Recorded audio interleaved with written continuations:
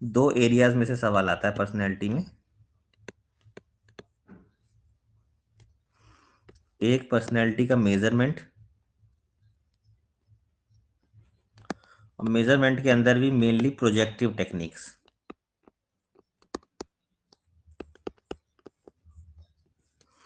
और पर्सनैलिटी की theories. Personality की कई कई किताबों में कई सारी थ्योरीज हैं। ठीक है, तो उन सारी थ्योरीज को वन बाय वन हम लोग पढ़ेंगे, और फिर पर्सनैलिटी का मेजरमेंट भी हम लोग पढ़ेंगे। कोशिश करेंगे आज की क्लास में मेन मेन चीजें जो हैं वो सारी हम लोग कवर अप कर लें। अच्छा, पर्सनैलिटी की इवन डेफिनेशन के ऊपर भी सवाल आपको आया हुआ है। तो पर्सनैलिटी की दो डेफिनेशन तो आप जरूर याद कर लें। एक डेफिनेशन जो ऑलपोर्ट की डेफिनेशन है,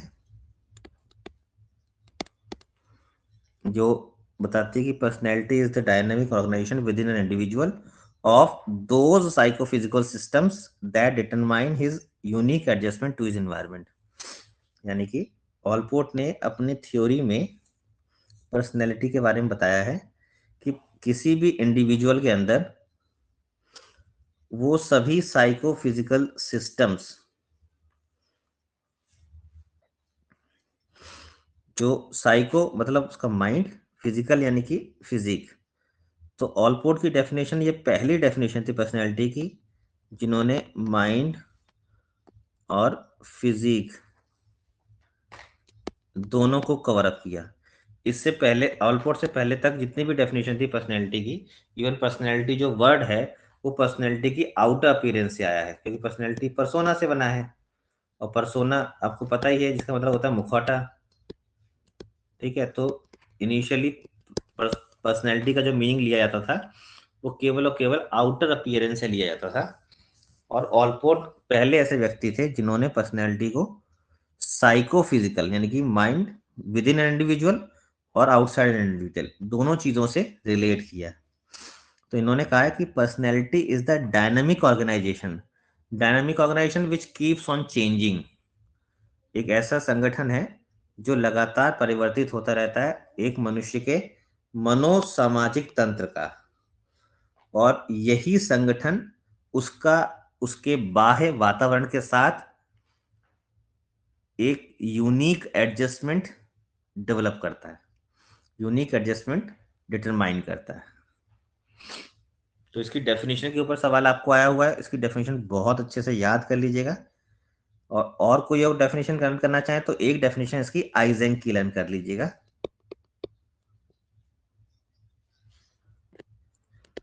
ये दो डेफिनेशन पर्सनैलिटी की जरूर याद कर लीजिएगा आप सभी लोग। मतलब ये इंटरव्यूज में भी पूछी जाती है। अगर आपने किसी इंटरव्यू में बोल दिया कि मैंने एजुकेशनल साइकोलॉजी अच्छे से पढ़ा हुआ है और उसके अंदर पर्सनैलिटी अच्छे से पढ़ा हुआ है, तो पर्सनैलिटी में से यही डेफिनेशन आपसे पूछ ली जाएंगी। ये दो डेफिनेशन तो बहुत अच्छे से आप कर लीजिएगा। आइजेंक की डेफिनेशन ऑलपोर्ट की डेफिनेशन से थोड़ी और एडवांस डेफिनेशन है, जिसके अंदर किसी भी व्यक्ति के कैरेक्टर, टेम्परामेंट, इंटेलेक्ट और फिजिक, इन चारों चीजों को यूज किया गया है। पर्सनैलिटी के अंदर इन चारों चीजों का ऑर्गेनाइजेशन डाला गया है, character, temperament, intellect and physique. तो इसको आप जरूर मतलब याद कर लीजिएगा। ये बहुत ही कम चीजें मैं आपको याद करने के लिए बोलूंगा, लेकिन जो बोलूंगा उनको जरूर याद कर लीजिएगा, क्योंकि ये कई बार पूछी हुई चीजें हैं। अब हम बात करें पर्सनैलिटी की theoretical approaches.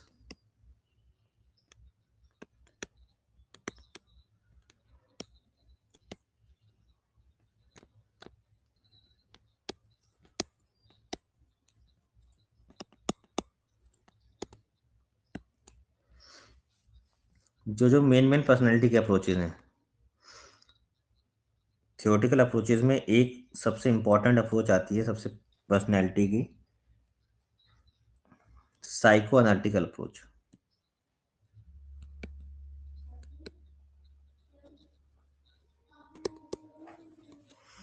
Psycho analytical approach, it was developed by Symonds fried.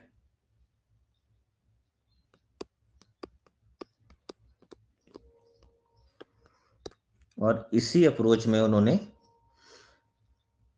Human nature को बताया कि किस तरीके से ह्यूमन नेचर पेसिमिस्टिक डिटर्मिनिस्टिक होता है, कैसे जो ह्यूमन टेंडेंसीज हैं वो कैसे अट्रैक्ट होती हैं, कैसे एक व्यक्ति की पर्सनैलिटी डेवलप होती है based upon the functions of unconscious mind.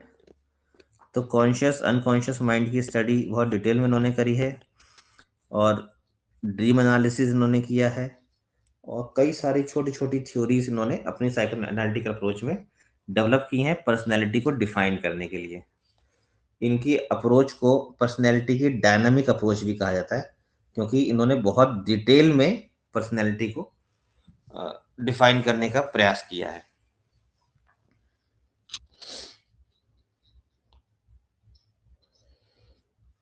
इसके बाद नॉन साइको एनालिटिकल अप्रोचेज है पर्सनैलिटी की। नॉन साइको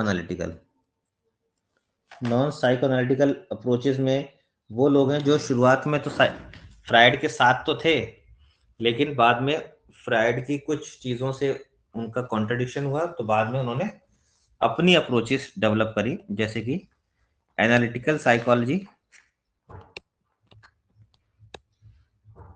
बाय कार्ल जंग,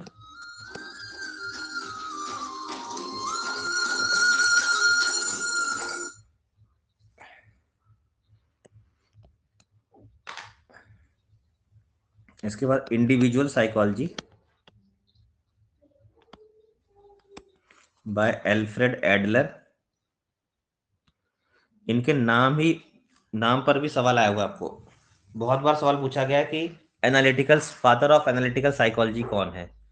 तो अगर आपको एनालिटिकल साइकोलॉजी पर सवाल आता है तो आप कार्ल यंग के बारे में बताएंगे, और अगर आपको इंडिविजुअल साइकोलॉजी पे सवाल आता है तो एल्फ्रेड एडलर, और साइको एनालिटिकल साइकोलॉजी के ऊपर सवाल आता है तो साइमंड फ्राइड। अब इन तीनों ने ही एक ही चीज को अपने अपने तरीके से डिफाइन किया है, तो इनको तो हम आगे चल के और डिटेल में पढ़ेंगे ही पढ़ेंगे। उससे पहले पर्सनैलिटी की कुछ और अप्रोचेज हैं, उनके बारे में एक बार देख लें। तीसरी जो अप्रोच है पर्सनैलिटी की वो है टाइप अप्रोच,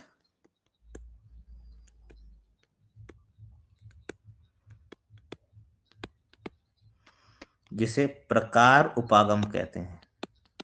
व्यक्तित्व का प्रकार उपागम, प्रकार उपागम व्यक्तित्व का सबसे पुराना सिद्धांत।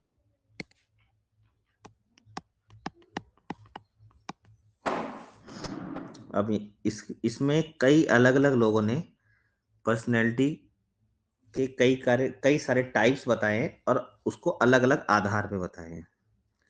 जैसे सबसे पहला और सबसे जो शुरुआत में कई कई पर्सनैलिटी के प्रकार बताए गए, लेकिन पहला ऐसा प्रकार जिसको बेस्ड अपॉन द बाइल जो हमारे बॉडी में डेवलप होते हैं, उस बाइल के बेसिस पर 4 तरीके से पर्सनैलिटी को डिफाइन किया गया था। सबसे पहले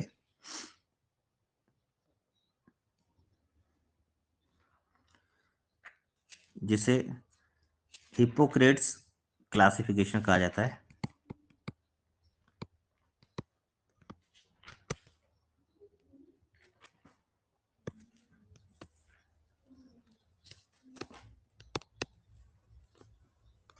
ये सबसे पहला क्लासिफिकेशन है।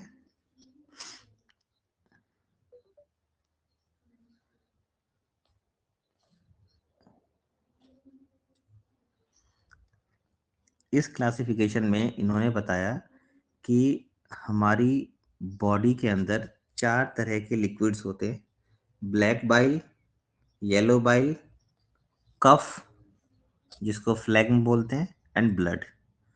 अब किस व्यक्ति में कौन सा लिक्विड ज्यादा है, उसी के बेसिस पर उसकी पर्सनैलिटी डिसाइड होती है। जैसे कि ऐसे लोग जिसमें ब्लैक बाइल ज्यादा होता है उनको उन्होंने कॉलरिक कहा है। कॉलरिक, और हिंदी में इसको गुस्सैल कहा जाता है। हिपोक्रेट के अकॉर्डिंग जिस व्यक्ति में ब्लैक बाइल ज्यादा होगा, बहुत ज्यादा गुस्सैल होगा।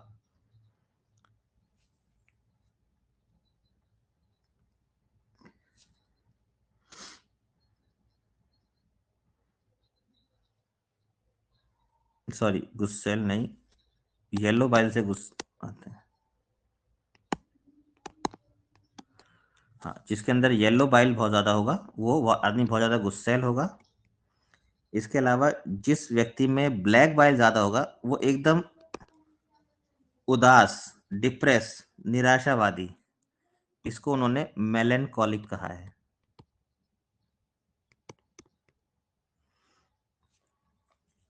और जिस व्यक्ति में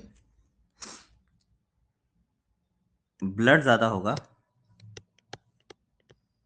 ये हमेशा ऑप्टिमिस्टिक व्यक्ति होगा, बहुत कम बीमारियां इसके अंदर होंगी, ऐसे व्यक्ति को सैंग्विन कहा है। और जिस व्यक्ति में कफ यानी कि फ्लैग्म ये ज्यादा होगा, ऐसे व्यक्ति की पर्सनैलिटी फ्लैग्मेटिक उन्होंने बोली है। फ्लैग्मेटिक व्यक्ति जो होता है एकदम नीरस, बहुत ज्यादा शांत, इसमें इनएक्टिव होता है। सैंग्विन बहुत ज्यादा एक्टिव रहेगा, पॉजिटिव होगा, हमेशा काम को करने के लिए तैयार रहेगा।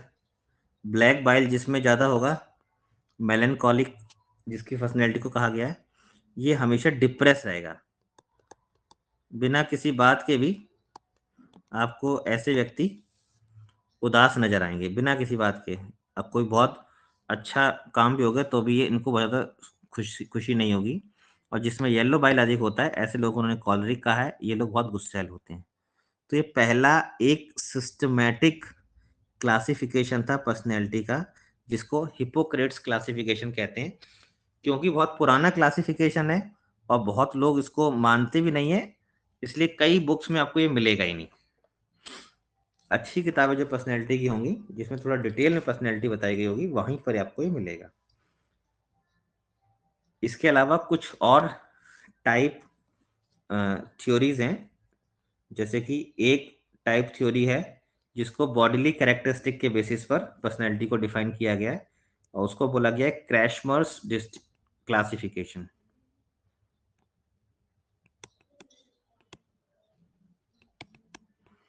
क्रैशमर के द्वारा दिया गया वर्गीकरण,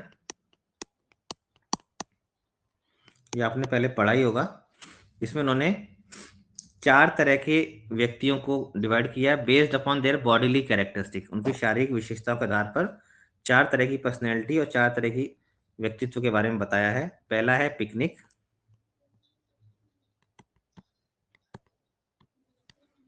इसको हिंदी में स्थूल काय बोलते हैं, नाम से पता चल रहा है।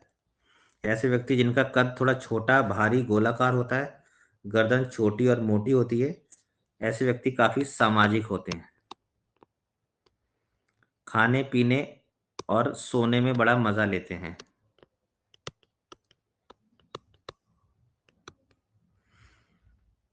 और खुश मिजाज होते हैं। ऐसे व्यक्ति जो होते हैं ये हमेशा अधिकतर आपको खुश मिलेंगे, खुश रहेंगे तभी तो मोटे रहेंगे। उसके बाद दूसरा इन्होंने पर्सनैलिटी का टाइप बताया है एस्थेनिक, इसको हिंदी में बोला गया है कृशकाय। नाम से पता चल रहा है बहुत ही लंबे और पतले दुबले, इनकी ज्यादा मांसपेशियां विकसित नहीं होती, खाते पीते उतना ही है लेकिन हमेशा पतले ही रहते हैं। इनका शरीर का वजन उम्र के अनुसार कम रहता है।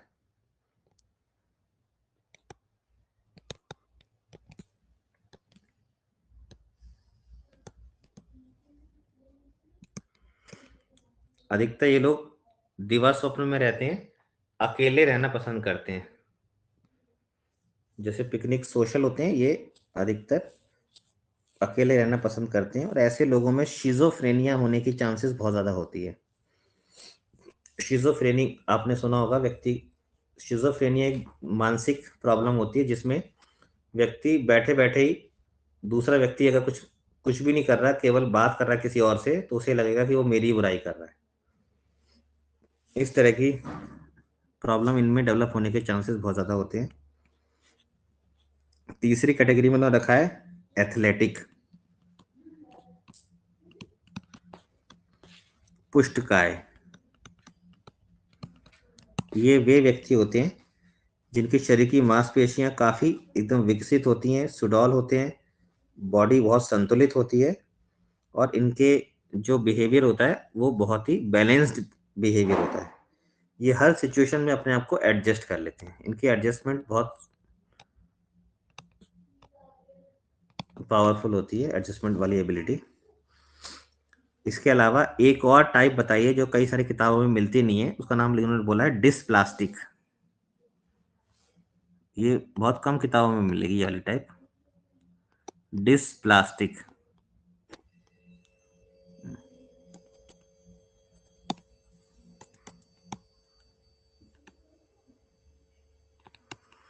इसको हिंदी में बोला गया विशालकाय प्रकार।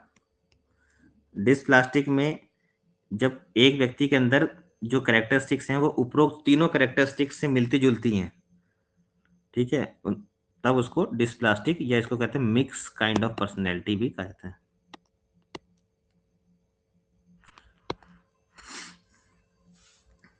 इसके अलावा एक और क्लासिफिकेशन पर्सनैलिटी का जो शेल्डन ने दिया है,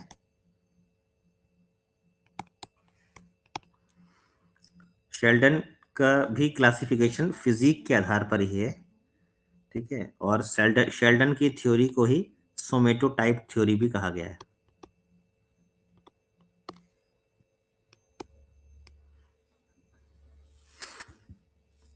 अच्छा, इन शेल्डन के अकॉर्डिंग पर्सनैलिटी को 3 कैटेगरी में डिवाइड किया गया है, एंडोमॉर्फी,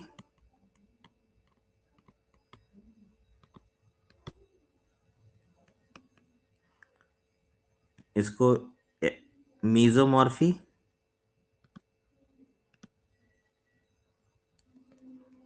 एंड एक्टोमॉर्फी।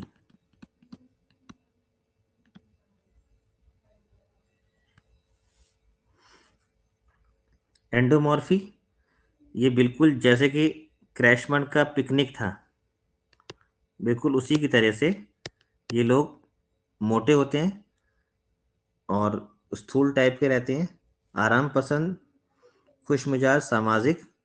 आपको ये एग्जाम में पूछा गया है, शेल्डन का क्लासिफिकेशन के अकॉर्डिंग जो एंडोमॉर्फी है वो क्रैशमर की क्लासिफिकेशन में किससे मिलता जुलता है, इसीलिए यहाँ पे मैंने जानबूझ के यहाँ पिकनिक लिखा है, ठीक है। उसके बाद जो मीजोमॉर्फी है ये एथलेटिक टाइप से मिलता है, एथलेटिक टाइप जो मैंने आपको बताया था, पुष्टकाय,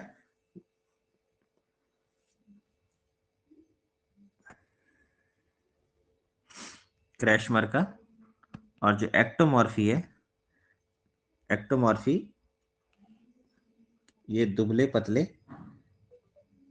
और इकहरे होते हैं, ज़्यादा लोगों से इनको मिलना जुलना पसंद नहीं होता, ये एस्थेनिक टाइप से मिलते जुलते हैं।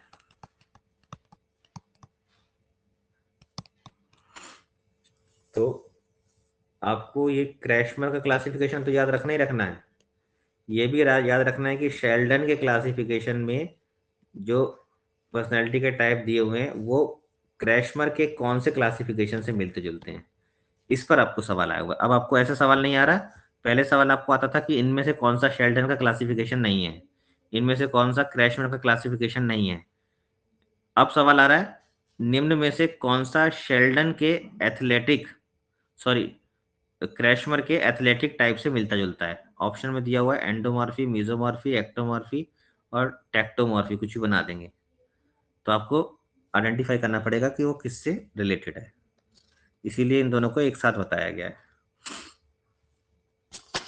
पर्सनैलिटी में आपको इसी तरह के सवाल आएंगे। इसके अलावा ये फिजिकल कैरेक्टरिस्टिक्स के अलावा पर्सनैलिटी को साइकोलॉजिकल कैरेक्टरिस्टिक्स के बेसिस पर भी कुछ टाइप्स बनाई गई हैं पर्सनैलिटी की। तो एक कार्ल यंग की बहुत फेमस किताब है साइकोलॉजिकल टाइप्स।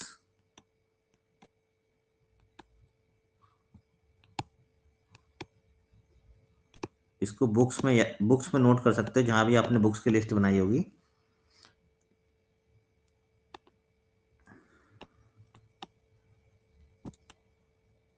तो जूंग के अकॉर्डिंग साइकोलॉजिकल टाइप्स बुक में पर्सनैलिटी दो प्रकार की होती है, इंट्रोवर्ट और एक्सट्रोवर्ट। अब जो मॉडर्न साइकोलॉजिस्ट आए हैं उन्होंने इसी में से एक और पर्सनैलिटी के टाइप बना दिए, एम्बीवर्ट। लेकिन ओरिजिनली कार्ल यंग ने अपनी किताब में एम्बीवर्ट पर्सनैलिटी का जिक्र नहीं किया। उन्होंने अपनी किताब में केवल इंट्रोवर्ट और एक्सट्रोवर्ट पर्सनैलिटी का जिक्र किया है। अब इंट्रोवर्ट कौन होते हैं? इंट्रोवर्ट वो लोग होते हैं जिनका locus of control with in their personality होता है, और एक्सट्रोवर्ट वो लोग होते हैं जिनका locus of control outside their body होता है, मतलब बाहर की चीजों से वो गवर्न होते हैं। इसके अलावा पर्सनैलिटी के और भी कई सारे टाइप्स हैं, वो हमें ज़्यादा उस पर डिटेल में नहीं जाना। ये कुछ इंपॉर्टेंट थे जो मैंने आपको बता दिए। इस पे कई बार आपको सवाल आए हैं। दो तीन चीज़ें और थोड़ा सा बस देख लीजिए। टाइप ए पर्सनैलिटी और टाइप बी पर्सनैलिटी फ्रिडमैन और रोजनमैन ने दी थी। Type A personality, type B personality. Type A personality ऐसे लोग जो दूसरों के ऊपर अपना बहुत डोमिनेटिंग पर्सनैलिटी होती है, दूसरों के ऊपर अपना प्रभाव दिखाने का प्रयास करते हैं हमेशा, दूसरों को दबा के रखना चाहते हैं, दूसरों से काम करवाना चाहते हैं। इनके अंदर हमेशा टाइम की कमी रहती है, टाइम अर्जेंसी बहुत होता है इनके। हर काम जल्दी जल्दी जल्दी, जैसे इनको कहीं ना कहीं जाना है हमेशा। बहुत ज्यादा टाइम अर्जेंसी इनके अंदर होती है, और हर काम को ये बहुत तेजी से करते हैं, और दूसरों से भी एक्सपेक्ट करते हैं कि वो भी तेजी से करें। जब नहीं करते तो उनको झल्ला भी जाते हैं। टाइप बी जो इसके जस्ट अपोजिट होते हैं, टाइप बी में कोई कंपटीशन नहीं, एकदम आराम से इजी गोइंग काम करने वाले होते हैं, शांति प्रिय होते हैं, just opposite to type A personality.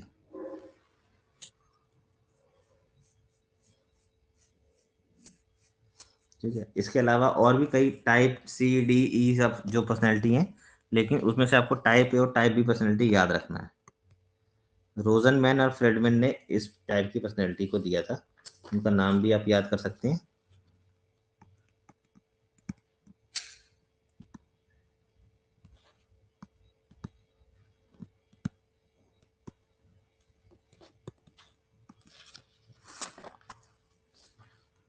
अब टाइप पर्सनैलिटी में इसके अलावा हमें और कुछ नहीं पढ़ना है। इसके बाद हम लोग बात करेंगे ट्रेट पर्सनैलिटी की, ट्रेट अप्रोच पर्सनैलिटी की। टाइप अप्रोच हमने काफ़ी सारी पढ़ ली, अब हम बात करेंगे ट्रेट अप्रोच की,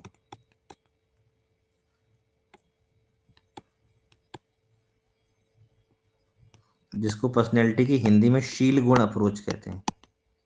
शील गुण विचारधारा, शील गुण उपागम। अब यहाँ पर्सनैलिटी, मतलब ये जो अप्रोच है, ये अप्रोच कहती है कि व्यक्ति का जो बिहेवियर है, जो व्यवहार है, वो किसी टाइप के द्वारा नहीं बनता, बल्कि उसके गुणों के द्वारा बनता है। जैसे कि इससे पहले वाली हर अप्रोच में पर्सनैलिटी को टाइप में डिवाइड किया गया था। इनके अकॉर्डिंग पर्सनैलिटी टाइप से नहीं बनती, पर्सनल बिहेवियर पर्सनल टाइप से नहीं बनता, बिहेवियर गुणों से बनता है, और पर्सनैलिटी भी गुणों से बनती है। अब इसके अंदर जो सबसे फेमस थ्योरी है वो गॉर्डन ऑलपोर्ट की थ्योरी है।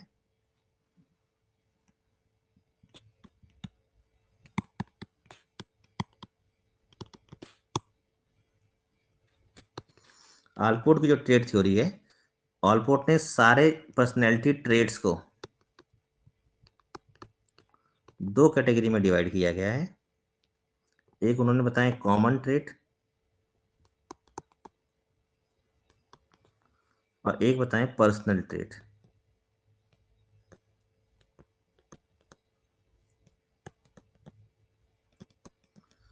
कॉमन ट्रेट वे हैं जो किसी एक समाज के अंदर लगभग लगभग मैक्सिमम लोगों में पाए जाते हैं। जैसे हरियाणा के लोगों की बात करेंगे तो उनके अंदर कुछ कॉमन चीज़ें जो उसमें पाई जाएंगी। दिल्ली के लोगों की कुछ कॉमन चीज़ें जो उसमें हमेशा पाई जाएंगी। यूपी के लोगों की कुछ कॉमन चीज़ें हैं जो उसमें पाई जाएंगी। तो ये जो कॉमन चीज़ें हैं, कॉमन ट्रेड्स, जो एक क्षेत्र एक संस्कृति के आधार पर लगभग लगभग मैक्सिमम लोगों में कॉमन होती हैं, तो इन सबको कॉमन ट्रेड कहा जाता है। और उसके बाद पर्सनल ट्रेट जो हर व्यक्ति में लगभग अलग अलग होती हैं। इनको जानने के लिए उस व्यक्ति को समझने की आपको आवश्यकता पड़ेगी। तो दो तरह के ट्रेड्स की उन्होंने बात करी है। जितने भी पर्सनैलिटी के ट्रेड्स हैं उनको दो कैटेगरी में डिवाइड किया जाता है।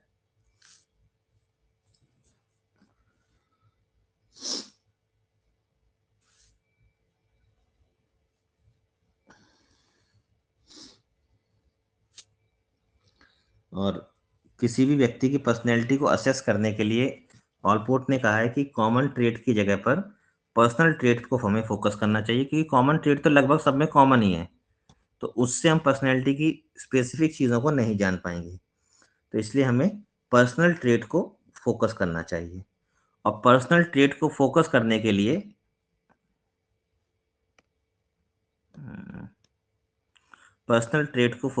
के लिए इन्होंने किसी भी व्यक्ति की चार तरह की पर्सनल ट्रेट को डिफाइन करने के लिए, अगर हमें किसी व्यक्ति के पर्सनल ट्रेट को जानना है तो उस व्यक्ति की हमें टेंडेंसी को जानना पड़ेगा। और इन ऑलपोर्ट के अकॉर्डिंग किसी भी व्यक्ति के पर्सनल ट्रेट तीन तरह की टेंडेंसी से कैटेगराइज किए जाते हैं। और वो टेंडेंसी कौन कौन सी हैं? कार्डिनल डिस्पोजिशन, इसको हिंदी में कहा जाता है कार्डिनल प्रवृत्ति। उसके बाद है सेंट्रल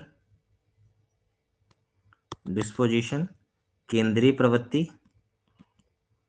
उसके बाद है सेकेंडरी डिस्पोजिशन, जिसको गौण प्रवृत्ति कहा गया है। ऑलपोर्ट के अकॉर्डिंग किसी व्यक्ति के पर्सनल ट्रेट को समझने के लिए इन तीन तरह की प्रवृत्तियों को जानना आवश्यक है।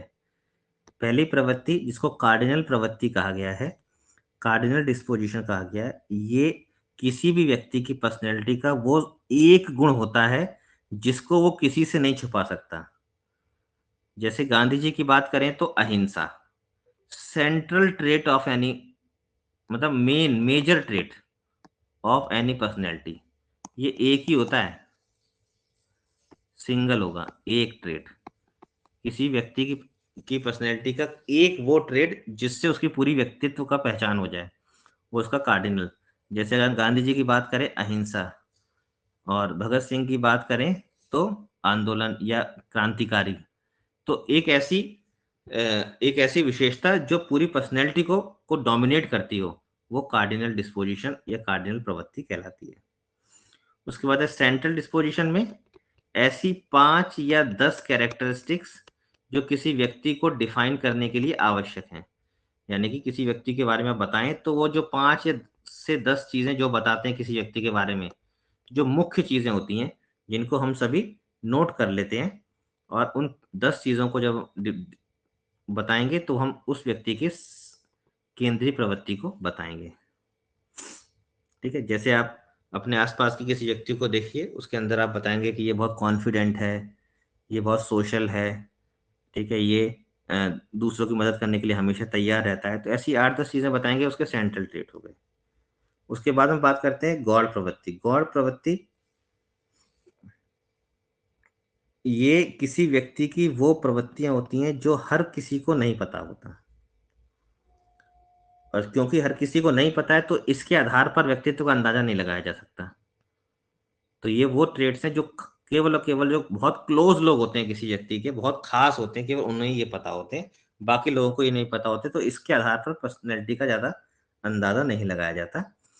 हाँ, कार्डिनल और सेंट्रल डिस्पोजिशन के आधार पर पर्सनैलिटी का अंदाजा लगाया जाता है। तो ऑलपोर्ट की थ्योरी के अंदर हमने दो चीजें पढ़ी। पहले उन्होंने ट्रेट को दो कैटेगरी में डिवाइड किया। कौन कौन से ट्रेट थे, कौन कौन सी कैटेगरी में डिवाइड किया है? कॉमन ट्रेट और पर्सनल ट्रेट। इनके अकॉर्डिंग कॉमन ट्रेट पर्सनैलिटी को बहुत अच्छे से डिफाइन नहीं कर पाते। किसी व्यक्ति की पर्सनैलिटी को जानना है तो पर्सनल ट्रेट की बात करें। पर्सनल ट्रेट को जानने के लिए उसकी तीन तरह की प्रवृत्तियों को जानना पड़ेगा: कार्डिनल, सेंट्रल और सेकेंडरी। ऑलपोर्ट की थ्योरी में इतना ही आपको पढ़ना है। इसके अलावा ऑलपोर्ट की डेफिनेशन पढ़ लीजिएगा। इसके बाद एक थ्योरी और है जिसको हम लोग बोलते हैं type come trait theory.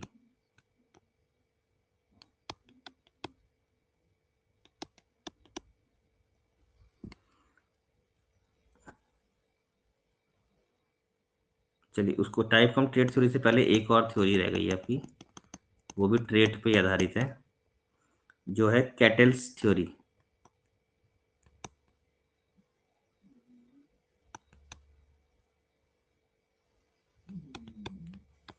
Kettles theory of personality, personality traits. Cattle के अकॉर्डिंग पर्सनैलिटी ट्रेट्स मेनली दो तरह के होते हैं: सरफेस ट्रेट, जिसको उन्होंने बोला है सतही शील गुण, और सोर्स ट्रेट, जिसको उन्होंने स्रोत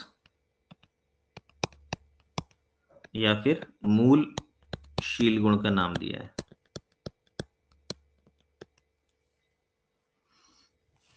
तो कैटल के अकॉर्डिंग सोर्स ट्रेट, जैसा कि नाम से पता चल रहा है, ये वो ट्रेट होते हैं जो आसानी से पता चल जाते हैं, ऊपर ऊपर से दिखाई देते हैं किसी व्यक्ति के। ठीक है, जैसे कोई व्यक्ति हमेशा खुश रहता है, दूसरों का भला सोचता है, हमेशा सत्य बोलता है, तो ये सारे के सारे क्या हैं? सतही ट्रेट हैं। और सोर्स ट्रेट क्या होते हैं? ये पर्सनैलिटी को ज़्यादा गहराई से बताते हैं। ये दिन प्रतिदिन के इंटरेक्शन में आसानी से नहीं निकल कर आते। ये व्यक्ति के अंदर की चीज़ें हैं जिसको काफ़ी दिनों तक अगर आप नोटिस करेंगे तब कहीं जाकर इन ट्रेड्स के बारे में आप जान पाएंगे।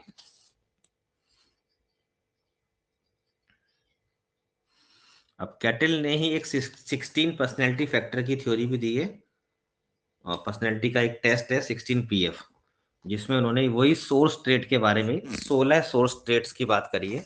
वो कौन कौन से हैं? आपको केवल ये याद रखना है कि कैटल 16 PF टेस्ट जो था वो कैटल का था।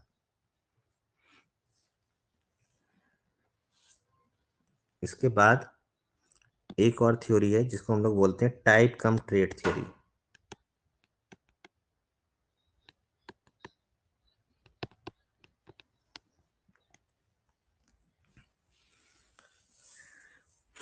जिसको आइजेंक ने दिया है, और इसको प्रकारशील गुण पदानुक्रम कहा जाता है, टाइप ट्रेट हायरार्की।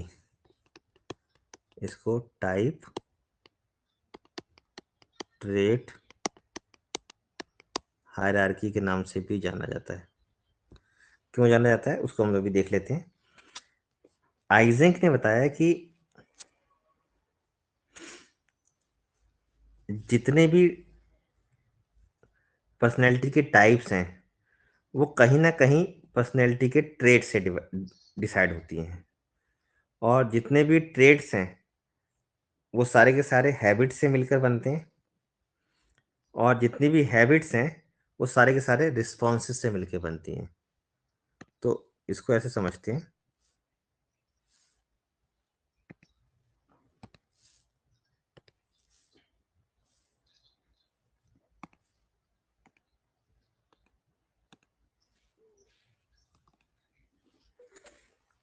इनके अकॉर्डिंग हमारे जितने भी रिस्पॉन्सेज हैं, जितनी भी अनुक्रिया हम लोग करते हैं, रिस्पॉन्स 1, रिस्पॉन्स 2, रिस्पॉन्स 3, वो अनुक्रिया क्या बनती हैं? हैबिट्स।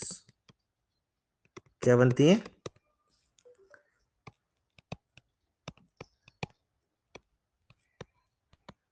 कुछ और अनुक्रियाएं होती हैं, वो दूसरी हैबिट बनाती हैं।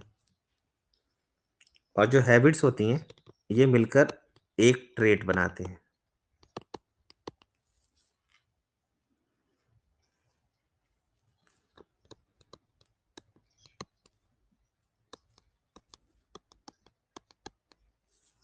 ये दूसरा ट्रेट बन गया, और ट्रेट्स मिलकर पर्सनैलिटी की एक टाइप बनाती हैं। तो इस तरीके से हम ये कह सकते हैं कि जितने भी रिस्पॉन्सेज हैं, वो रिस्पॉन्स क्या बना रहे हैं? हैबिट बना रहे हैं।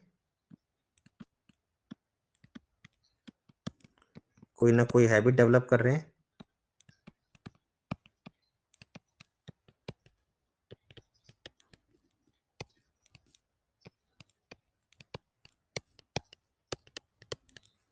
और जो हैबिट्स हैं, वो कहीं ना कहीं ट्रेट डेवलप करती हैं, और ट्रेट्स मिलकर टाइप बनते हैं।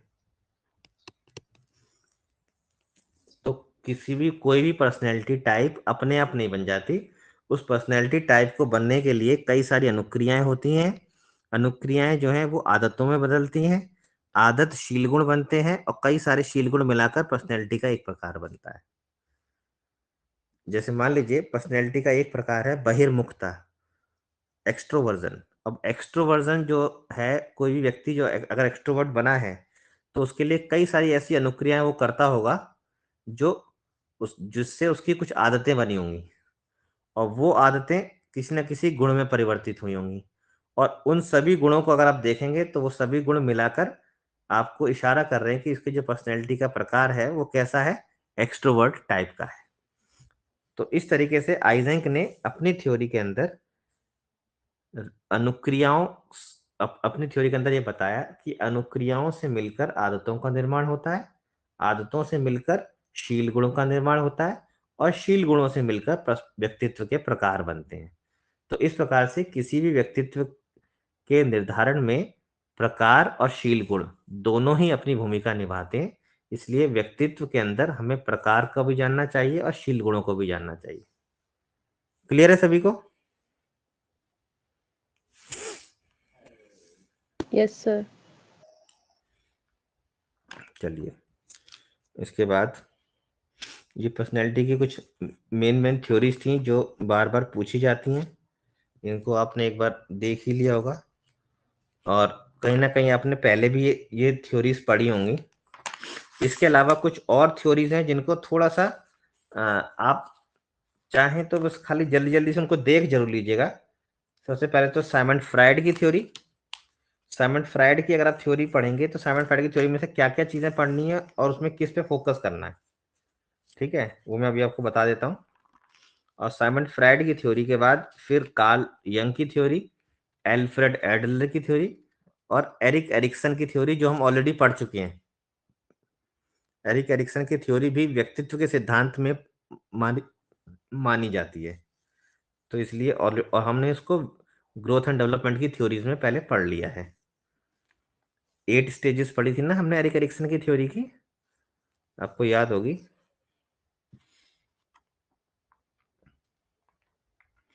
हाँ, फ्राइड की जो आप साइमंड फ्राइड की जो आप थ्योरी पढ़ेंगे, तो उस थ्योरी के अंदर आप 3-4 चीजों के बारे में जरूर पढ़ लीजिएगा। सबसे पहली चीज, उन्होंने व्यक्तित्व को 3 कैटेगरी में बांटा है: कॉन्शियस, प्री कॉन्शियस और अनकॉन्शियस। चेतन, अर्धचेतन और अचेतन। दूसरी चीज, फ्रायड के अनुसार हमारे जो व्यक्तित्व की जो संरचना है, जो स्ट्रक्चर है, वो उसके 3 एजेंट्स हैं: हमारे व्यक्तित्व का जो कंपोजिशन है उसके 3 एजेंट्स हैं या 3 कंपोनेंट हैं। पहला है इद, दूसरा ईगो और तीसरा सुपर ईगो। फ्रायड के अकॉर्डिंग जो इद हमारी व्यक्तित्व का वो कंपोनेंट है जो हमें हर उस चीज को प्राप्त करने की ओर मोटिवेट करता है जो हमें पसंद होती है। प्लेजर सीकिंग, इद जो है वो प्लेजर सीकिंग एलिमेंट है। इद किस पे निर्भर करता है? प्लेजर प्रिंसिपल पर निर्भर करता है, आनंद सिद्धांत पर निर्भर करता है। इसके अनुसार हर वह चीज जो आनंद प्रदान करती है वो हमें करनी चाहिए, चाहे वो उचित है, अनुचित है, विवेकपूर्ण है, अविवेकपूर्ण है, इसका वो ध्यान नहीं रखता। तो हमारी पर्सनैलिटी का जो इद एस्पेक्ट है वो एस्पेक्ट है जो आपको हर उस चीज को करने के लिए प्रेरित करता है जिसमें आपको आनंद आता है। उसके बाद सेकंड जो कॉन्सेप्ट है वो है आपका ईगो एस्पेक्ट। ईगो का जो रिलेशन है वो रियलिटी से है। जैसे इद का जो संबंध है वो प्लेजर से है, आनंद से है, ऐसे ही ईगो का जो संबंध है वो वास्तविकता से है। ये रियलिटी के आधार पे चलता है। आपकी व्यक्तित्व का वो भाग जो आपको ये बताता है कि नहीं नहीं, हमें ये नहीं करना चाहिए, हमें हमें ये नहीं करना है, हमें ये करना है जिसमें मेरा सबसे ज़्यादा फायदा है। मैं ये ना देखूं कि मुझे किसमें ज़्यादा अच्छा लग रहा है, मैं ये देखूं कि मेरा लॉन्ग टर्म बेनिफिट किसमें है, मेरा बैलेंस किसमें बन रहा है। तो ये बैलेंसिंग प्रिंसिपल है, रियलिटी पर फोकस्ड है। ये बताता है कि ये चीज़ समाज के हिसाब से गलत है तो हमें ये नहीं करनी चाहिए, समाज इसको करने के लिए कहता है तो इसको हमें करना चाहिए। बिल्कुल प्रैग्मेटिस्टिक अप्रोच। और तीसरा जो कंपोनेंट पर्सनैलिटी का है वो है सुपर ईगो, जो आइडियलिस्टिक प्रिंसिपल पर आधारित है। उसके अनुसार हर वह चीज़ जो आदर्शवादी है वो होनी चाहिए। तो जितने भी लोग साधु संत महात्मा जो समाज कल्याण की ओर जाने वाले लोग होते हैं वो सभी उनका सुपर ईगो ज़्यादा डोमिनेटिंग होता है। तो इसलिए वो क्या चीज़ होनी चाहिए पूरा फोकस उस पर, और मुझे किस में आनंद आ रहा है, इद, पूरा फोकस इद डोमिनेटिंग पर्सनैलिटी। और ईगो इद और सुपर ईगो में बैलेंस बनाती है। ईगो को हम लोग जो अपने रियल सेंस में ईगो शब्द का प्रयोग करते हैं वो एक अलग चीज है। और फ्रायड ने जो ईगो बताया है वो एक रियलिटी प्रिंसिपल पे बेस्ड आपके व्यक्तित्व का कंपोनेंट है जो इद और सुपर ईगो में बैलेंस डेवलप करता है। जिसकी ईगो स्ट्रांग होगी वो ना तो प्लेजर सीकिंग को बहुत ज्यादा महत्व देगा और ना ही आइडियलिस्टिक को बहुत ज्यादा महत्व देगा, वो हमेशा प्रेजेंट में जिएगा। तो इसको थोड़ा सा आप देख लीजिएगा। इसके अलावा फ्रायड ने 2-3 चीजें और बताई थी, जैसे 2-3 तरह के इंस्टिंक्ट की बात करता है फ्रायड। फ्रायड कहता है कि हर व्यक्ति की जो पर्सनैलिटी है वो उसकी इंस्टिंक्ट से डिसाइड होती है। और इंस्टिंक्ट जो है वो 2 तरह की होती है हर व्यक्ति के अंदर। एक लाइफ इंस्टिंक्ट होती है और एक डेथ इंस्टिंक्ट होती है। लाइफ इंस्टिंक्ट को उन्होंने इरोस कहा है, EROS। और डेथ इंस्टिंक्ट यानी कि मृत्यु मूल प्रवृत्ति को थैनाटोस कहा है। Eros and Thanatos. अब जाहिर सी बात है जिस व्यक्ति में लाइफ इंस्टिंक्ट ज्यादा होगी वो पॉजिटिव होगा, जिस व्यक्ति में डेथ इंस्टिंक्ट ज्यादा होगी वो नेगेटिव होगा। और हर व्यक्ति में दोनों होती हैं, किसी में कोई ज्यादा होती है, किसी में कोई ज्यादा होती है। इसलिए इसमें बैलेंस बना के रखना बहुत जरूरी है। हर व्यक्ति को अपनी मूल प्रवृत्तियों में बैलेंस बनाना चाहिए, तभी उसकी पर्सनैलिटी एक बैलेंस पर्सनैलिटी बन जाएगी। तो ये कुछ ऐसी चीजें थी जिनको आपने याद रखना है, बहुत इंपॉर्टेंट चीजें थी। इसके अलावा साइमंड फ्रायड ने एक बहुत इंपॉर्टेंट कॉन्सेप्ट दिया था, डिफेंस मैकेनिज्म।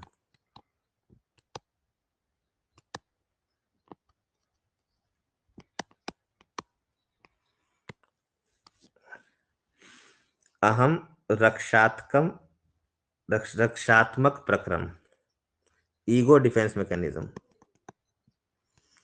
इस कॉन्सेप्ट को फ्रायड ने शुरू तो किया, लेकिन इसको पूरा करने से पहले उनकी डेथ हो गई थी, तो उनकी बेटी थी एना फ्रायड।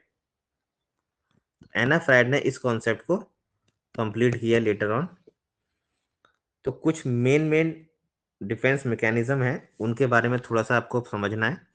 पहले तो ये समझिए डिफेंस मैकेनिज्म पहले पढ़ा है आप लोगों ने डिफेंस मैकेनिज्म?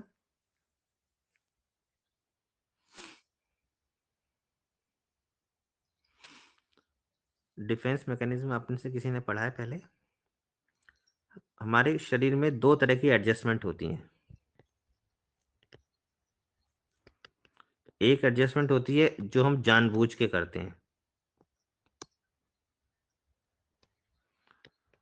और एक एडजस्टमेंट वो होती हैं जो हमसे ऑटोमेटिकली हो जाती हैं, हम करते नहीं हैं,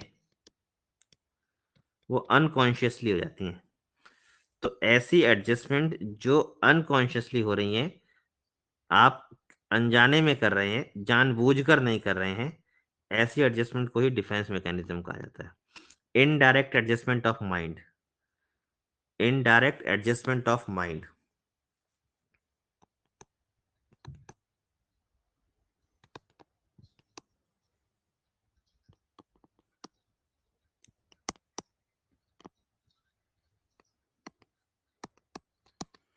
अब आप पूछेंगे कि इनडायरेक्ट एडजस्टमेंट, हम तो जब भी एडजस्टमेंट करते हैं सोच समझ के ही करते हैं, इनडायरेक्टली कहाँ एडजस्टमेंट हो रही है? इनडायरेक्टली एडजस्टमेंट कई जगह पर हो रही है। इसका एग्जांपल मैं आपको देता हूँ। एक एग्जाम देकर आप आए, एग्जाम आपका बहुत खराब गया, खराब आने के बाद आपको बहुत ज़्यादा खराब लग रहा है, नेगेटिव फीलिंग आ रही है, आपका एग्जाम बहुत ही ज़्यादा खराब गया है, परेशान होकर आप बैठे हुए हैं। थोड़ी देर बाद ही आपका फ्रेंड बाहर निकल कर आता है, उसका एग्जाम आपसे ज़्यादा खराब गया है, और जैसे ही वो बताता है कि आप 2 सवाल छोड़कर आए, अब वो बताता है कि मैं 5 सवाल मेरे छूट गए, आपको ऑटोमेटिकली ऑल इज़ वेल हो जाता है। ठीक है? अब वो ऑल इज़ वेल आपको क्यों हुआ? इससे पहले तो आप बड़े परेशान थे। अचानक से अपने फ्रेंड को ज़्यादा दुखी देखकर आपका दुःख थोड़ा-सा कम हो गया। तो ये जो एडजस्टमेंट है, ये आप करते नहीं हैं और कर भी नहीं सकते अपने आप। ये ऑटोमेटिकली होता है, और इसी एडजस्टमेंट को ही डिफेंस मैकेनिज़्म का नाम दिया है फ्रायड ने। डिफेंस मैकेनिज़्म कई प्रकार का होता है। एक बार जल्दी-जल्दी से उसके मेन टाइप्स पढ़ लेते हैं। सबसे पहला है रिप्रेशन। एक डिफेंस मैकेनिज़्म पे आपको सवाल ज़रूर आएगा। हिंदी में इसको बोलते हैं दमन।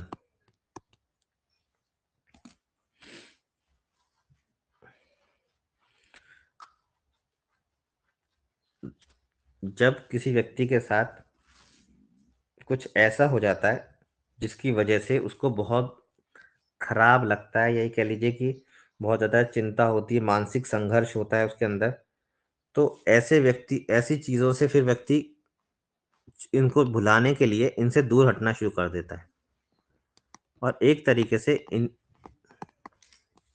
उनको याद ही नहीं करता, और याद ना करने की वजह से क्या होता है, पर्टिकुलरली वो वाली चीज़ आपको कभी भी याद नहीं आती। तो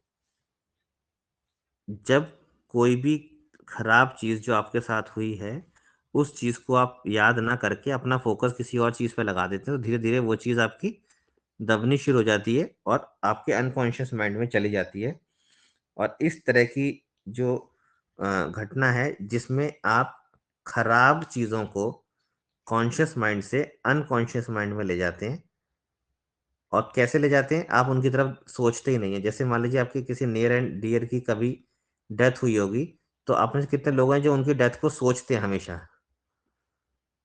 कोई भी नहीं सोचता, कुछ टाइम बल्कि भूलने का प्रयास करते हैं, ठीक है? और कुछ टाइम के बाद धीरे-धीरे करके भूल जाते हैं, कभी याद ही नहीं आती फिर वो वाली चीज़। तो इसी चीज़ को रिप्रेशन का नाम दिया है, और रिप्रेशन बहुत ज़रूरी है। अगर रिप्रेशन नहीं होगा, तो कोई व्यक्ति अपनी लाइफ़ में आगे नहीं बढ़ पाएगा। उसके बाद सेकंड डिफेंस मैकेनिज्म का नाम दिया इन्होंने रैशनलाइजेशन, यौक्तिकीकरण।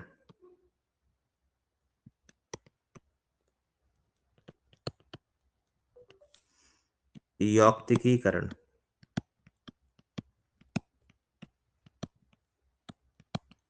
हिंदी कुछ और भी हो सकती है, इंग्लिश यही रहेगी जो मैंने लिखवाई है आपको, इसलिए इंग्लिश में इनके नाम याद रखिएगा।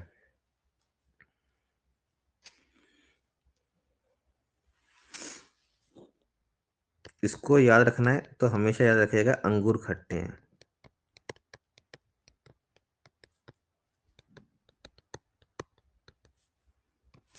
एक आदमी जो आईएएस की तैयारी कर रहा था, आईएएस नहीं बन पाया,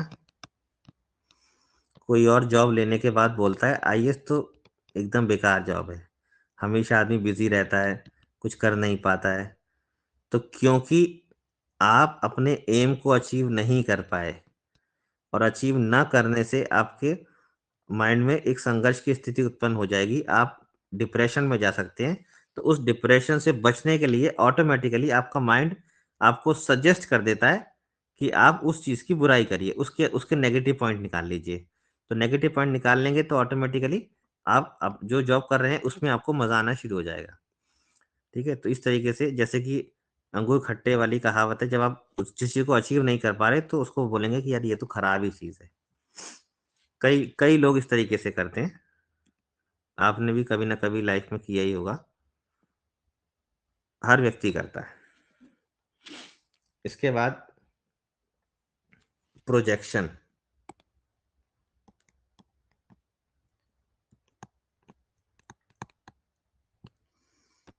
प्रक्षेपण। नाम से पता चल रहा है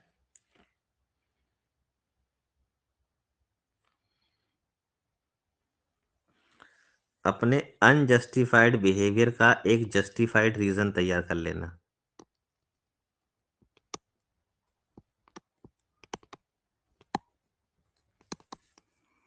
एक जस्टिफाइड रीजन तैयार कर लेना। कोई एग्जाम आपका आया, एग्जाम में आप पेपर आपका खराब गया, क्वेश्चन पेपर आपका बेकार गया है, और आप बताएंगे कि आउट ऑफ सिलेबस पेपर आ गया, बहुत मुश्किल क्वेश्चन आ गए, बहुत खराब टीचर ने पेपर बनाया है।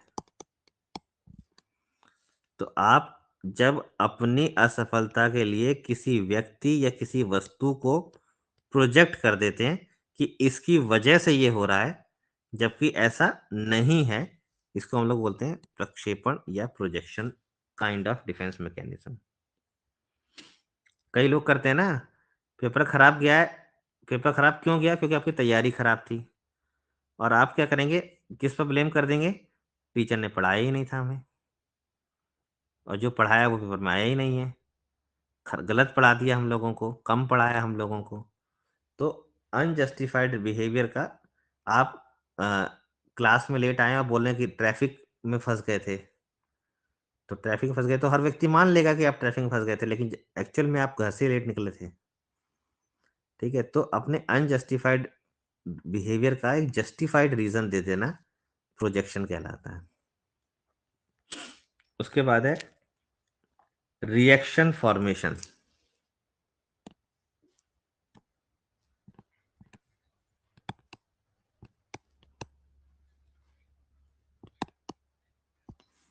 रिएक्शन फॉर्मेशन जिसको हिंदी में बोलते हैं प्रतिक्रिया निर्माण।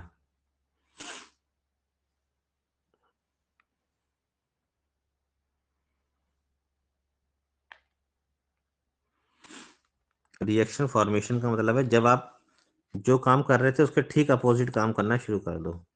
जैसे कि एक प्रेमी या प्रेमिका अपने प्यार में असफल होने के बाद वो लोगों को गाइड करना चालू कर देता है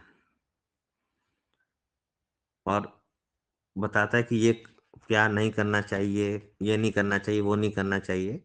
तो ये क्या है? Reaction formation. एक नेता जो कई सालों तक नेता रहा और उसके बाद नेता नगरी में फेल होने के बाद जब वो वापस आ रहा है, तो बता रहा है कि नेता नगरी बहुत खराब चीज़ है, नेता नगरी में किसी को नहीं जाना चाहिए। तो रिएक्शन फॉर्मेशन जब ये इसको एग्ज़ाम्पल समझिए, जैसे कहते हैं कि 900 चूहे खाकर बिल्ली हज को चली।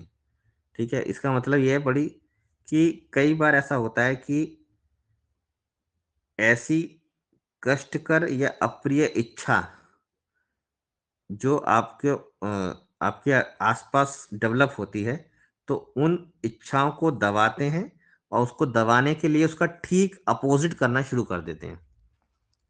जो चीज़ आप पहले करते थे, अब आप वो नहीं कर पा रहे हैं, तो उस वजह से आप उसका ठीक उसको दबाने के लिए या उसको भूलने के लिए आप उसका ठीक अपोज़िट करना शुरू कर देते हैं। इसको हम लोग रिएक्शन फॉर्मेशन बोलते हैं। ये 2 स्टेप में होता है। पहले स्टेप में जो भी आपकी एक अनफुलफिल्ड डिज़ायर होती हैं, आप उन अनफुलफिल्ड डिज़ायर को सप्रेस करते हैं और उसके बाद उसका ठीक अपोज़िट बिहेवियर अडॉप्ट कर लेते हैं। अगर कोई प्रेमी या प्रेमिका अपने प्यार में असफल हो गया तो सबसे पहले क्या करेगा? अपनी उस भावना को सुप्रेस करेगा। उसके बाद फिर किसी और पर कभी विश्वास नहीं करेगा। उसका ठीक अपोज़िट बिहेवियर अडॉप्ट कर लेगा। Reaction formation. रिएक्शन फॉर्मेशन के बाद नेक्स्ट है रिग्रेशन। रिग्रेशन का मतलब होता है पीछे की ओर लौटना। कई बार आपने देखा होगा कि अगर किसी घर में 2 बच्चे हैं, एक बड़ा बच्चा है और एक छोटा बच्चा है, तो छोटे बच्चे के आने के बाद बड़ा बच्चा भी छोटे बच्चे की तरह बिहेव करना शुरू कर देता है। क्योंकि वो देखता है कि छोटे बच्चे को सबसे ज़्यादा इम्पोर्टेंस मिल रही है। तो जो इम्पोर्टेंस अभी तक केवल उसको मिलती थी, तो उसी की तरह की इम्पोर्टेंस प्राप्त करने के लिए ये बड़ा बच्चा भी छोटे बच्चे की तरह बिहेव करना शुरू कर देता है, जिद करना शुरू कर देगा, उसकी तरह घुटनों के बल चलना शुरू कर देगा, उसी की तरह रोना शुरू कर देगा। तब इस तरह के जो बिहेवियर है, इसको रिग्रेशन कहा जाता है। ये अननोइंगली कर रहा है, जानबूझ के नहीं कर रहा है, अननोइंगली कर रहा है अटेंशन पाने के लिए। तो इस तरह के डिफेंस मैकेनिज्म को रिग्रेशन कहा जाता है। देन डिस्प्लेसमेंट बहुत इंपॉर्टेंट है। डिस्प्लेसमेंट ये तो कई बार आपने नोटिस भी किया होगा, अपने घर में भी देखा होगा। डिस्प्लेसमेंट का मतलब है कि एक जगह आपको कुछ हुआ और घर आकर आपने उसका गुस्सा उतार दिया। कई बार आपके मदर या फादर के साथ ऐसा हुआ होगा कि वो ऑफिस में किसी बात से लड़कर आए और घर आके आप लोगों को पीट दिया। तो जब एक जगह का गुस्सा दूसरी जगह पर उतार दिया जाता है, तो इसको हम लोग डिस्प्लेसमेंट कहते हैं। वहां तो कुछ कह नहीं सकते, बॉस को तो कुछ कह नहीं सकते, घर आके बच्चों को पीट दिया। अब वो बच्चों को पीटने से कहीं न कहीं वो उनके अंदर की जो टेंशन थी वो कहीं न कहीं बाहर निकल गई। और वो अगर टेंशन बाहर नहीं निकलती तो उस व्यक्ति को मानसिक रूप से परेशान कर सकती थी। इसलिए कई जो लोग गुस्से पे कंट्रोल करना सिखाते हैं साइकोलॉजिस्ट, वो कहते हैं कि जब भी आपको गुस्सा आया करे तो आप कोई तकिया रखिए, तकिए में घुसा मारिए। तो तकिए में घुसा मारने के लिए क्यों करते हैं? क्योंकि आप कहीं और का गुस्सा कहीं और निकालना चाहते हैं। और निकालना ज़रूर चाहिए, क्योंकि अगर निकालेंगे नहीं तो अंदर ही अंदर वो मानसिक रूप से परेशान कर सकता है।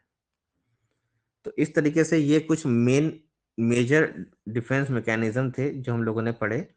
कुछ किताबों में आपको कुछ और डिफेंस मैकेनिज़्म मिल जाएँगे, उनको भी एक बार ज़रूर देख लीजिएगा। लेकिन ये most important type of defence mechanism थे जो मैंने आज आपको बताए। तो ये भी साइमंड फ्रायड का ही कंट्रीब्यूशन है, लेकिन इसको कंप्लीट किसने किया है? एना फ्रायड ने। इसके अलावा डेवलपमेंट ऑफ पर्सनैलिटी में उन्होंने एक अपनी साइकोसेक्सुअल स्टेजेस की थ्योरी दी थी, जिसको थ्योरी ऑफ साइकोसेक्सुअल डेवलपमेंट बोलते हैं, जिसमें उन्होंने anal, phallic anal, phallic, latency और जेनाइटल स्टेज का नाम दिया है साइमंड फ्रायड ने। तो इनकी थ्योरी जो है साइको सेक्सुअल डेवलपमेंट की जो थ्योरी है, उसके स्टेजेस का केवल नाम याद कर लीजिएगा।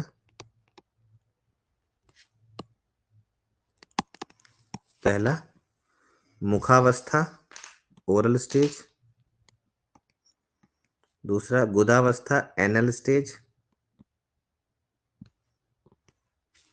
तीसरा है फैलिक स्टेज, लिंग प्रधान अवस्था। फैलिक स्टेज, लिंग प्रधान अवस्था। लेटेंसी स्टेज, अव्यक्तावस्था। और जेनाइटल स्टेज, जननेंद्रिय अवस्था। इस पूरे सिद्धांत में उन्होंने ये बताया कि किसी भी बच्चे का जो अ, अ, एक प्लेजर सीकिंग एलिमेंट है, वो कहाँ से डेवलप होता शुरू होता है। शुरुआत में किसी भी बच्चे का जो कामुकता क्षेत्र होता है, वो उसका मुंह की ओर होता है। यानी कि वो हर चीज को मुंह की तरफ ले जाना चाहता है, क्योंकि उसको हर चीज को मुंह की तरफ ले जाने पर उसको आनंद की प्राप्ति होती है। उसके बाद सेकंड स्टेज जो एनल स्टेज है, एनल स्टेज में बच्चों को वॉशरूम जाने में, वॉशरूम से रिलेटेड एक्टिविटी करने में आनंद आना शुरू हो जाता है। उसके बाद है फैलिक स्टेज। फैलिक स्टेज ये तीसरी स्टेज होती है। इस स्टेज में जो उनका वो फोकस ऑफ अट्रैक्शन होता है वो उनके जेनाइटल्स होते हैं, और उन वो अपने जेनाइटल्स से रिलेटेड एक्टिविटीज को करना पसंद करते हैं। और उसके बाद नेक्स्ट स्टेज है लेटेंसी स्टेज। लेटेंसी स्टेज में उन्होंने बताया कि इस स्टेज में बच्चा जो है इन सब जो चीजें अभी तक कर रहा था उन सब से हटकर एक तरीके से डोरमेंट अवस्था में आ जाता है, जिसमें उसकी जो भी एनर्जी होती है, या ये कह लीजिए कि उसकी जो सेक्सुअल डिजायर्स होती हैं वो सुसुप्त अवस्था में आ जाती हैं, डोरमेंट स्टेज में आ जाती हैं। और उसके बाद यही जो जो उसकी डिजायर्स हैं वो वापस डेवलप होती हैं जेनाइटल स्टेज में। केवल और केवल इन स्टेजेस का सीक्वेंस आपको याद रखना है, और इस थ्योरी का नाम क्या है आपको ये याद रखना है, क्योंकि आपको एग्जाम में आएगा कि इनमें से कौन सी स्टेज साइको सेक्सुअल डेवलपमेंट की स्टेज नहीं है। तो इस तरीके से फ्राइड की थ्योरी जो बहुत ही एक डायनामिक थ्योरी ऑफ पर्सनैलिटी मानी जाती है वो हमने कंप्लीट कर ली। इसके अलावा फ्राइड ने दो तीन चीजें और की थी, जैसे कि ड्रीम एनालिसिस के लिए जाना जाता है फ्राइड, साइकोथेरेपी के लिए भी फ्राइड जाना जाता है। तो इतना डिटेल में आपको जाने की जरूरत नहीं है, क्योंकि हम लोग केवल और केवल एजुकेशनल साइकोलॉजी पढ़ रहे हैं, प्योर साइकोलॉजी नहीं पढ़ रहे हैं। इसके बाद कार्ल यंग की एनालिटिकल साइकोलॉजी है।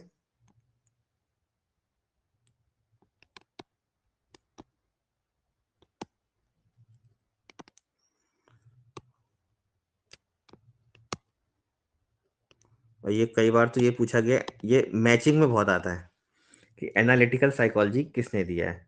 तो एनालिटिकल साइकोलॉजी में आपको याद रखना है कार्ल यंग का नाम। और कार्ल यंग और एल्फ्रेड एडलर दोनों ही साइमन फ्राइड के साथ ही काम कर रहे थे, लेकिन साइमन फ्राइड जिस तरीके से हर चीज में सेक्सुअल ओरिएंटेशन लेकर आ रहे थे, उन सब चीजों से ना तो कार्ल यंग खुश थे और ना ही एल्फ्रेड एडलर खुश थे, और इसीलिए उन्होंने अपने आप को, अपनी रिसर्च को उनसे अलग कर लिया। तो कार्ल यंग का जो थ्योरी है, कार्ल यंग ने भी माइंड को अंडरस्टैंड करने का प्रयास किया है, और इन्होंने अपनी पर्सनैलिटी के जो एक स्ट्रक्चर बनाया उसमें उन्होंने चार पांच चीजों के बारे में बताया। इसलिए इसलिए लिख लीजिए क्योंकि इस पे सवाल आया हुआ है।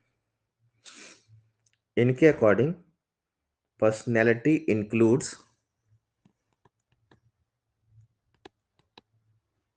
Consciousness and ego,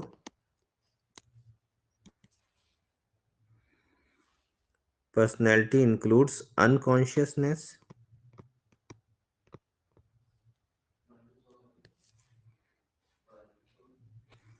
personality includes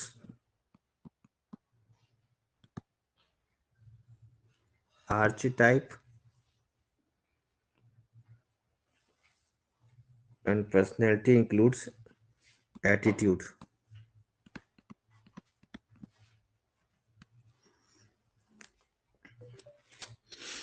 अब पर्टिकुलरली कॉन्शियसनेस की तो बात इन्होंने करी है, और इनके अकॉर्डिंग कॉन्शियसनेस का मतलब है आपके माइंड की वो स्टेज जहां पर अवेयरनेस है, जिस चीज को आप समझ रहे हैं। जैसे मैं आपको बोल रहा हूँ, मेरी कही गई बातें अगर आपको समझ में आ रही हैं तो आपके माइंड का कॉन्शियस वाला हिस्सा काम कर रहा है। दूसरी चीज उन्होंने बताई है अनकॉन्शियस, ये बहुत इंपॉर्टेंट है। अनकॉन्शियसनेस को इन्होंने दो कैटेगरी में बांटा है, पर्सनल अनकॉन्शियस और कलेक्टिव अनकॉन्शियस। ये क्वेश्चन पूछा गया है कई बार कि पर्सनल एक्चुअली होता क्या है कि जब भी कॉन्शियस अनकॉन्शियस की बात आती है तो मैक्सिमम लोग साइमन फ्राइड को टिक करते हैं, लेकिन पर्सनल अनकॉन्शियस और कलेक्टिव अनकॉन्शियस का जो कॉन्सेप्ट है वो केवल और केवल कार्ल यंग ने दिया है। तो इसको जरूर याद रखिएगा कि पर्सनल अनकॉन्शियस और कलेक्टिव अनकॉन्शियस क्या है। पर्सनल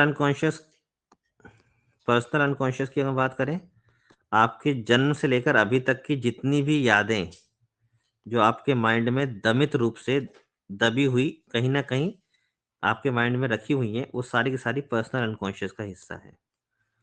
और कलेक्टिव अनकॉन्शियस डेवलप होता है आपकी पूरी जनरेशन से। आपकी पूरी जनरेशन में कुछ ना कुछ चीज़ें आती गई होंगी, आपकी संस्कृति में कुछ चीज़ें होंगी, वो कहीं न कहीं हमें बाय बर्थ मिलती हैं और वो सारी की सारी चीज़ें ह हिडन रूप से हमारे माइंड में बैठी रहती हैं एज़ पर कार्ल यंग। उन सब हिडन चीज़ों को कलेक्टिव अनकॉन्शियस के नाम से उसने जाना है। तो आपको ये सवाल ऐसे आता है, who talked about personal unconscious? Who talked about collective unconsciousness? ये क्वेश्चन बहुत बार पूछा जाता है, तो इसको मोस्ट इंपॉर्टेंट क्वेश्चन की कैटेगरी में डालकर रखिएगा। कार्ल यंग के ऊपर ये सवाल आया हुआ है और इसको 99% लोगों ने एल्फ्रेड सॉरी साइमन फ्राइड में डाल दिया, क्योंकि कॉन्शियस अनकॉन्शियस की बातें जब भी आती हैं लोग साइमन फ्राइड को याद रखते हैं, कार्ल यंग को कोई याद ही नहीं रखता। तो बस इसमें आपको इसी पे फोकस करना है, इसी के ऊपर कई बार आपको सवाल आया है। ठीक है। इसके अलावा जो आर्ची टाइप की बात कर रहा था, आर्ची टाइप का मतलब आप हर व्यक्ति की कुछ फैंटेसीज होती हैं और उन फैंटेसीज के अंदर उसने कई तरह की चीजों के बारे में बात करी है, एनिमा, एनिमस।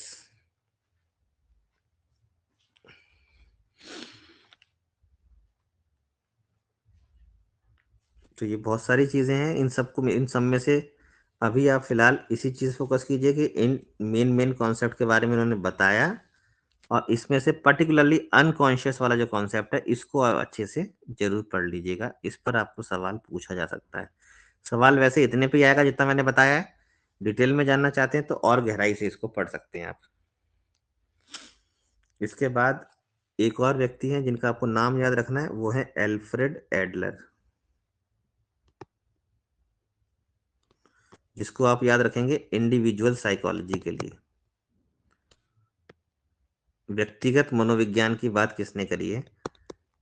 इंडिविजुअल साइकोलॉजी के जन्मदाता कौन है? उनका नाम एल्फ्रेड एडलर है। ठीक है। Analytical psychology Carl Jung, psycho analytical psychology Sigmund Freud, individual psychology Alfred Adler. तो इसको आप याद रखेंगे तो हमारा साइको पर्सनैलिटी का जो कॉन्सेप्ट है वो सारा कंप्लीट हो गया है। कल की क्लास में हम पर्सनैलिटी मेजरमेंट की प्रोजेक्टिव टेक्निक्स के बारे में पढ़ेंगे, क्योंकि सवाल आपको जब भी आएगा प्रोजेक्टिव टेक्निक से ही आएगा। और बची हुई चीज़ें जितनी भी हैं, जैसे छोटे छोटे टॉपिक्स हैं, क्रिएटिविटी के स्टेप्स हो गए, इसके बाद इंडिविजुअल डिफरेंस का कॉन्सेप्ट, ये बची हुई चीज़ें छोटी छोटी कल कवर करके कल हम साइकोलॉजी कंप्लीट कर लेंगे। परसों से हम लोग फिलोसफी के कॉन्सेप्ट को शुरू कर देंगे। आज के लिए इतना ही। Thank you.